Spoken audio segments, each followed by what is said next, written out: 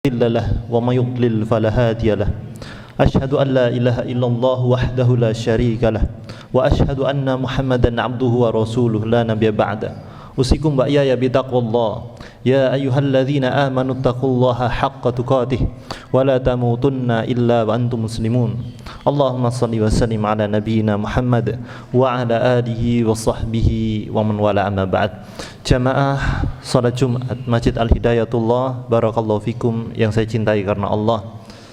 Jamaah barakallahu fikum, kita semakin memahami, semakin lama bertambahnya waktu kita semakin lemah, kita semakin tidak berdaya, kita memahami setiap kekuatan tubuh kita semakin berkurang. Berarti ini kode dari Allah Subhanahu wa ta'ala, kita semakin dekat dengan maut.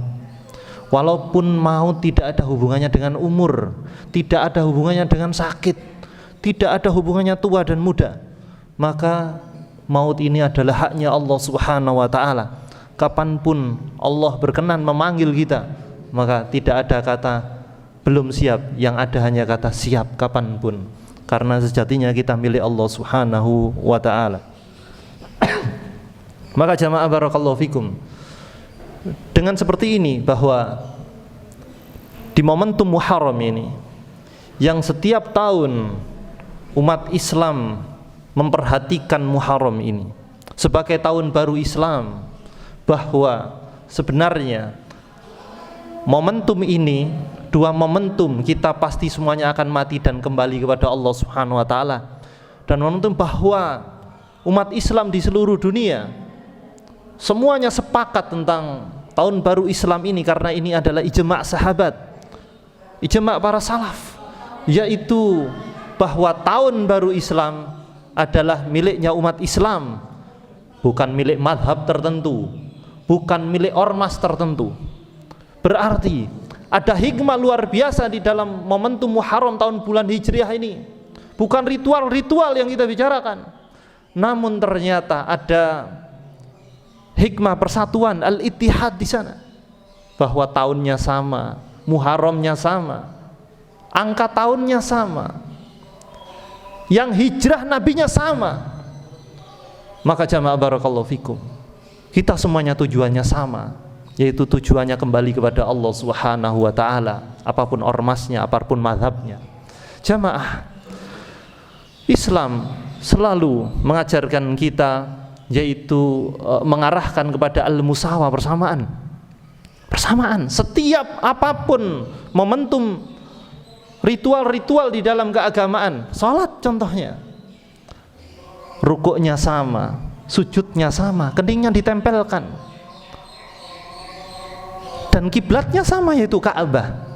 Tidaklah kita sibuk dengan persamaan, sibuk dengan satu tujuan, yaitu kembali kepada Allah Subhanahu wa ta'ala. Karena kalau sibuk fokusnya sama, maka tidak akan peduli dengan hasutan-hasutan orang di luar sana yang sengaja disuntikkan di tengah kaum muslimin untuk memecah belah, untuk memporak-porandakan kondisi, secara khusus di Indonesia, negara yang masya Allah, Allah berkahi insya Allah, Allah menjaga Indonesia insya Allah dengan perjuangannya para ulama dulu, yaitu sehingga Indonesia bisa merdeka sampai sekarang ini. Namun syaitan kerjaannya selalu membuat was-was dan memecah belah. Itu kerjaannya syaitan. Kalau enggak bikin was-was, bukan setan namanya. Kalau tidak memecah belah, bukan setan namanya. Kita tahu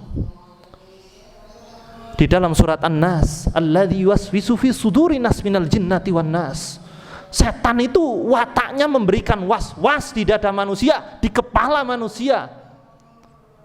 Dan setan itu adalah sifat ada dari kalangan jin dan manusia. Kita manusia jangan sampai dari golongan setan yang suka memberikan was-was. Kita tahu riwayat yang masyhur di dalam hadis, yaitu istana setan, istana jin yang ada di tengah laut. Semua prajurit jin itu kembali ke istananya melaporkan kejahatan-kejahatan, ada yang membunuh, ada yang mempengaruhi orang, demikian dan begitu. Namun sultannya jin rajanya jin di tengah laut itu mengatakan biasa ini kejahatan kayak gini. Tapi kalau sudah ada jin, ada syaitan dari kelompok jin yang mengatakan saya berhasil menceraikan pasangan suami istri, dikasih mahkota tuh, kerjaannya setan itu memecah belah, maka jangan berada di dalam kelompok yang memecah belah, seolah-olah memperjuangkan agama tapi sebenarnya memecah belah, memecah belah umat, memporak-porandakan keamanan yang ada di Indonesia, yaitu cerminan bagaimana kita tahu sejarah. Piagam Jakarta itu yang dihapus beberapa kata itu, yaitu terinspirasi dari Piagam Madinah. Ketika Daulah Islam ada di Madinah waktu itu, ada Piagam Madinah di mana salah satu isinya yaitu Rasulullah sebagai pemimpin daulah, sebagai nabi dan rasul, menjamin keamanan orang-orang non muslim waktu itu, orang-orang kafir yang itu, yaitu ahlu dhimmah, yaitu orang kafir yang dalam perjanjian damai dengan pemerintahan Islam. Jangan ajari toleransi kepada orang Islam, kami sudah mengamalkannya. Tidaklah Islam berkuasa kecuali orang-orang non Islam, orang-orang kafir di dalam lindungan pemerintah Islam pasti aman insyaallah. Karena kata Nabi SAW, au kama qala man qatala mu'ahadan faqatalani, au kama qala, barang siapa memerangi orang kafir mu'ahad, orang kafir yang berjanji damai dengan pemerintahan orang Islam, maka seperti memerangiku, kata Nabi SAW. Maka jangan ajari toleransi kepada orang Islam. Jamaah barakallahu fikum. Ada hal yang sangat manis sekali dibumbui oleh syaitan, padahal pahit dan beracun. Dibumbui oleh syaitan. Hal yang manis ini padahal di dalamnya beracun, busuk, adalah perdebatan tentang agama.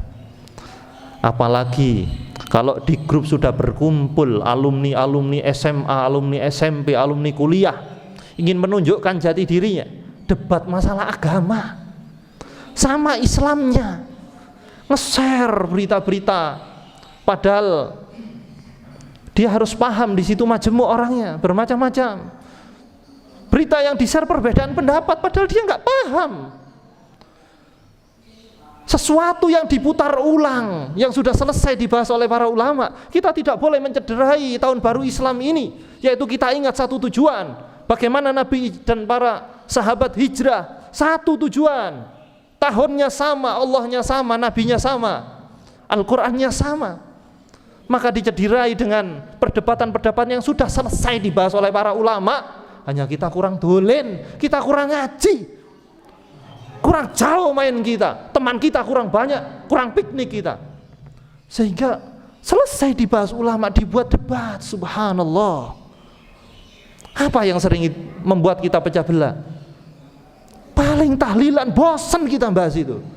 Paling apakah bacaan Al-Quran dan kalimat thayyibah itu nyampe kepada mayat? Bosan kita bahas itu. Sudah selesai dibahas ulama, kita tinggal milih sebagai orang awam. Apa yang diperdebatkan? Apalagi yang berdebat adalah orang awam yang tidak paham bahasa Arab, yang tidak pernah hatam satu kitab pun ngaji kepada guru. Kita marah dengan itu. Orang yang diberi waswas oleh syaitan untuk merusak ukhuwah Islamnya, mahal ukhuwah itu jamaah barakallahu fikum. Dirusak dengan perkara-perkara yang karena dia jahil, tidak paham. Dia tidak paham bagaimana akar perbedaan pendapat itu. Dia bahkan kalau ditanya apa hadisnya tentang perbedaan itu, Iqra'u ala mautakum Yasin, rawahu Abu Daud wa sahahu Ibnu Hibban. Bacalah kepada alam mautakum Yasin. Mautakum ini tafsirnya ada beberapa. Bacalah Yasin kepada alam mautakum, diartikan orang yang mau meninggal, atau orang yang sudah meninggal belum dikubur, atau setelah dikubur. Di mana perbedaan pendapatnya? Padahal Imam Ibnu Hibban mensahihkan, Imam Ibnul Qattan dan para ulama lain mendoifkan hadis ini. Loh, perbedaan pendapat. Makanya ngaji jangan loncat. Belum ngaji adab, belum ngaji akhlak,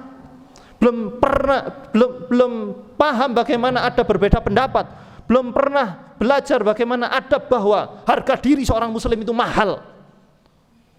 Dibuat debat, nggak paham esensi perbedaannya. Sudah selesai dibahas ulama, menyentuh menyentuh lawan jenis ini batal atau ndak wudu, ini selesai dibahas ulama. Ngapain dibuat tukaran? Ngapain kemudian digunakan untuk unjuk kemampuan, unjuk kedudukan? Ini loh ormasku paling bagus, ormasku paling jos, guruku kiaiku paling bagus. Loh, wataknya iblis didundut, merasa lebih baik daripada orang lain. Ana khairu minhu, aku lebih baik dari dia Adam, kata iblis. Jangan dipakai wataknya iblis ini, merasuk di dalam tubuh kaum muslimin sehingga wataknya watak syaitan, watak iblis. Laknatullah alaih, na'udzubillah min dzalik. Padahal dia nggak paham, tidak akan pernah sama di dalam memahami hal ini. Kalau ditanyai apa dalilnya, apakah Anda tahu dalilnya? Ini menyentuh lawan jenis ini batal apa tidak wudunya? Tidak akan tahu, tidak akan tahu. Hanya kepingin menang di dalam berdebat, tidak ada motivasi lain. Syaitan bermain di dalam hatinya, ingin merasa lebih baik. Padahal aula mastumun nisa, itu penggalan ayat yang kemudian dipahami tafsirnya oleh para ulama berbeda. Belum lagi kita belajar qiraah, ada berapa qiraah? Beda qiraah di dalam Al-Quran, bisa beda tafsir. Karena konsekuensi berbeda qiraah itu adalah berbedanya gramatika bahasa Arab. Kita belum belajar ini. Aula mastumunisa, atau dibaca satu harokat, aula mastumunisa, au lamastum atau aula mastum, sudah berbeda arti, sudah berbeda wazannya di dalam bahasa Arab, gramatikanya sudah berbeda. Kita belum belajar ini. Itu kerjaan para ulama. Kita orang awam tinggal kemudian dipakai, oh baik, saya yakin ini. Kalau dibaca satu harokat berarti pakai wazan fa'ala, menyentuh artinya, menyentuh. Bagaimana kalau aula mastum fa'ala yufa'ilu, artinya saling menyentuh. Ini maknanya adalah makna majasi, yaitu maksudnya adalah bercumbu, maksudnya adalah hubungan badan. Maaf, ini sudah terjadi, tinggal milih karena kurang ngaji. Belum lagi perbedaan pakai vaksin atau enggak. Ini kalau pakai vaksin, kita pakai vaksin Sinovac atau AstraZeneca, belum belajar juga ada fikihnya. Pandemi ini bagaimana ngatasi? Yang sana pakai masker, yang sini tidak, yang sini pakai vaksin, yang sini tidak. Belum belajar kita. Ya Allah ya Rabb, semoga Allah melindungi kita, tetap mengutuhkan ukhuwah Islamiyah. Kemudian semoga Allah menyatukan hati kita antara kaum muslimin, mengangkat kebodohan kaum muslimin sehingga menjadi manusia yang paham harus berbuat apa. Aqulu qouli hadza fastaghfiruhu innahu huwal ghafurur rahim.